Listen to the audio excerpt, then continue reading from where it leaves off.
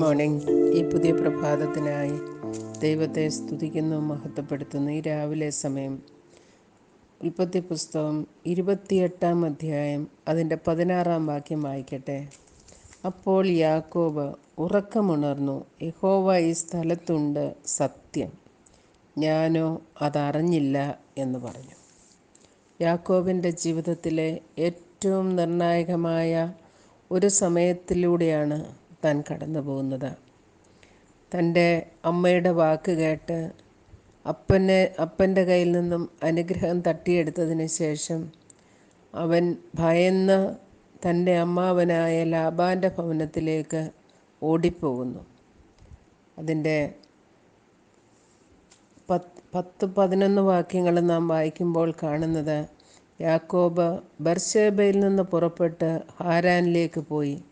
അവൻ ഒരു സ്ഥലത്തെത്തിയപ്പോൾ സൂര്യൻ അസ്തമിക്കൊണ്ട് അവിടെ രാപാർത്തു. ആ സ്ഥലത്തെ കല്ലുകളിലൊന്നെടുത്ത് തലയണയായി വെച്ചിട്ട് അവൻ കിടന്നുറങ്ങി. വഴിമധ്യേ ഒരു വിജനമായ സ്ഥലത്ത് കിടന്നുറങ്ങുന്ന യാക്കോബ്, എന്നാൽ അവിടെ അവനൊരു പ്രത്യേക സ്വപ്നം കാണുന്നു. അതാണ് തുടർന്നുള്ള വാക്യങ്ങളിൽ വിവരിക്കുന്നത്. സ്വർഗത്തോളം എത്തിയിരിക്കുന്ന ഒരു കോവേണിയും അതിന്മേൽ ദൂതന്മാർ കയറുകയും ഇറങ്ങുകയും ചെയ്യുന്നതായ ഒരു കാഴ്ച. അവിടെ അവൻ ചില ശബ്ദങ്ങൾ കേൾക്കുകയാണ്. അവന് ദൈവത്തിൻ്റെ സാന്നിധ്യത്തെയും വാഗ്ദത്തത്തെയും ലഭിച്ചതായ ഒരു സ്ഥലം.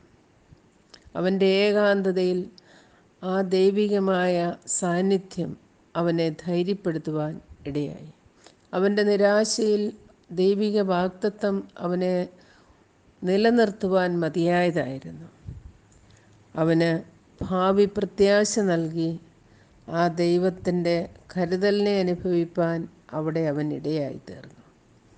അതിനുശേഷമാണ് അവൻ പറയുന്നത്, യഹോവ ഈ സ്ഥലത്തുണ്ട്, ഞാനത് അറിഞ്ഞില്ല, ഇത് സ്വർഗത്തിൻ്റെ വാതിൽ തന്നെയാകുന്നു എന്ന് പറഞ്ഞ് ആ സ്ഥലത്തിന് ബേഥേൽ എന്ന് പേർ വിളിച്ചതായ യാക്കോബിനെയാണ് നാം ഇവിടെ കാണുന്നത്.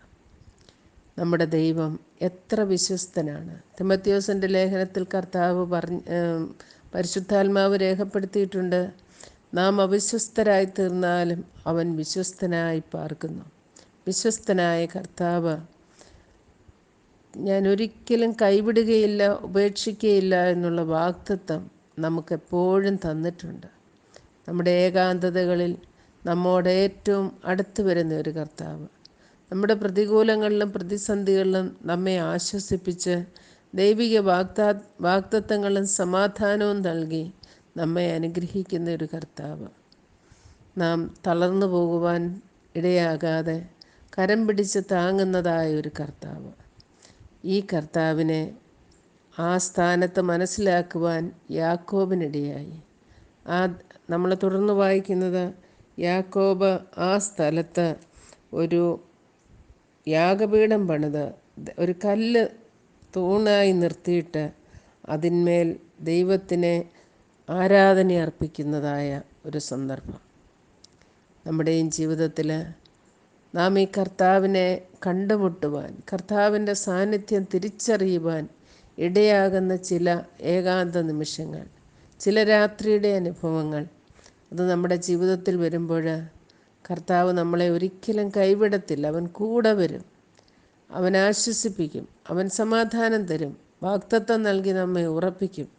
നമ്മുടെ കർത്താവ് നമ്മുടെ വിചാരങ്ങളെ നന്നായി അറിയുന്നു, നമ്മുടെ പ്രതിസന്ധികളെ കാണുന്നുണ്ട്. നമുക്കറിയാം, മർക്കോസിൻ്റെ സുവിശേഷത്തിൽ ആ ശിഷ്യന്മാർ പടക് തിരകളാൽ വലഞ്ഞിട്ട് തണ്ട് വലിച്ച് കുഴയുന്ന ആ അർദ്ധരാത്രിയുടെ സമയത്ത് അവരുടെ അടുത്തേക്ക് ഓടിയെത്തി സാന്നിധ്യം കൊണ്ടും ആ ശക്തി കൊണ്ടും അവരെ ധൈര്യപ്പെടുത്തി അവരെ ശുഭ തുറമുഖത്തെത്തിച്ച ഒരു കർത്താവ്. ഇന്നും ആ കർത്താവ് യഥാവാനായി ജീവിക്കുന്നുണ്ട്. നമ്മുടെ ഏതവസ്ഥയിലും നമ്മെ സഹായിപ്പാൻ അവൻ കൂടെ വരുന്നു. അവൻ ഉറ്റ സഖിയാണ്. അവൻ നമ്മെ ഏകാന്തതയിൽ തള്ളിക്കളയുന്നവനല്ല. ഇന്ന് പകൽക്കാലം ജീവിതത്തിൻ്റെ ഏതവസ്ഥയിലും ഈ സാന്നിധ്യം നമുക്ക് അനുഭവിപ്പാൻ കഴിയും. അവൻ്റെ ശബ്ദം നമുക്ക് കേൾക്കുവാൻ കഴിയും. അവൻ്റെ ആലോചനയാൽ അവൻ നമ്മെ നടത്തും. ഈ വാഗ്ദത്തത്തെ നമുക്ക് മുറുകെ പിടിക്കാം.